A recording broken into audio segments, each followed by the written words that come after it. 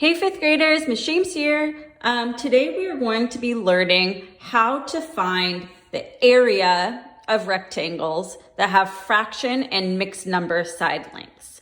So today we're putting a lot of concepts together and learning some new things. Like we haven't talked about area this year, even though I know you've learned about area in past years. I mean, we've used area models, but that's different than finding the area of a shape.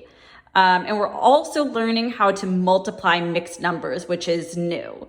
So feel free to watch this video multiple times if you need, reinforcers on this concept. Also, we're going to be spending more than one day on this. So have some patience with yourself. We are learning new things, but I have faith that we'll work together to get it. So when I'm thinking about area is the amount of space on a two-dimensional surface. So we've been learning in, third, fourth, fifth grade how to find the areas of rectangles. But any two-dimensional shape, say it's a circle or a triangle or an octagon, you can find the area of it. It's just the amount of space on the surface of something.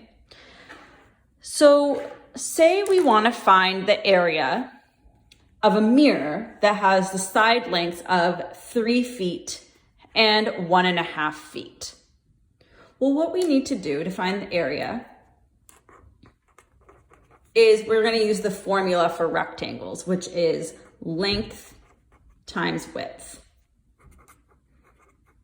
This is the common formula that you'll see a lot. You might also see it written as capital A for area is equal to length times width, L times W. So that's how you might also see it. So we need to multiply 3 and 1.5. But you might notice that 1.5 is a mixed number. And you might say to yourself, I don't know yet how to multiply a mixed number by a whole number or by any other number. So I'm going to teach you 2 strategies for multiplying a mixed number. One is using a area model, which will lend itself really nicely to this problem because we're being asked to find the area anyways. And the other is converting the mixed number to an improper fraction.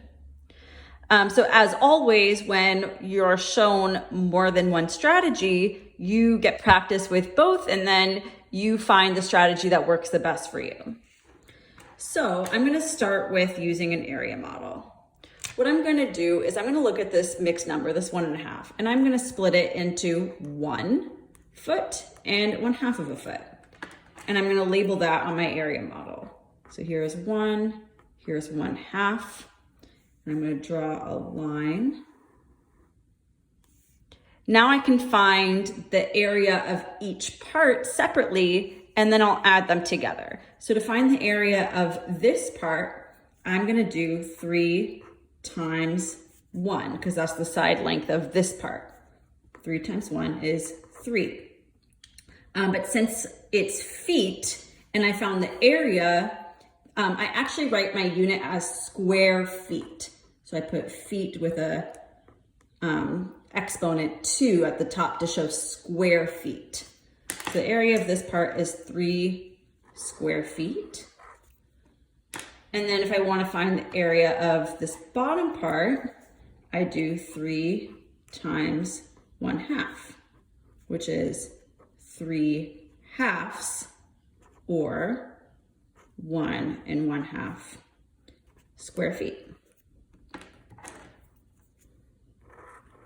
So to find the total area, I have to add them together. So I'm going to do 3 square feet plus 1.5 square feet, and I get 4 1/2 square feet.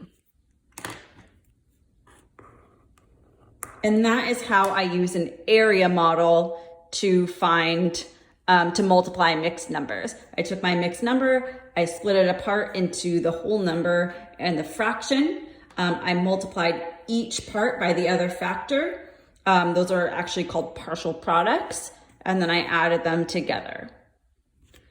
Okay, let me show you the other way of converting to an improper fraction. So I'm gonna write out my equation. I know to find area, I have to do 3 times 1 1/2. That will get me the area. I'm gonna keep my 3 because that's just a whole number, but my 1 1/2, my mixed number, I'm gonna convert that into an improper fraction. The way that we do that, and I'm sure that you've learned this in the past, we've gotten practice with this year, is I'm gonna do 1 times 2, which is 2, plus 1, which is 3, and that becomes my new numerator. And then the denominator stays the same. So it becomes 3/2. Now I can use fraction multiplication to solve. So 3 times 3/2 gets me 9/2. And then I can convert that back to a mixed number by thinking, okay, 2 goes into 9, 4 times, remainder 1, so 4.5 square feet. So those were my 2 strategies, using an area model and then converting to an improper fraction. And both of them got me 4.5 square feet.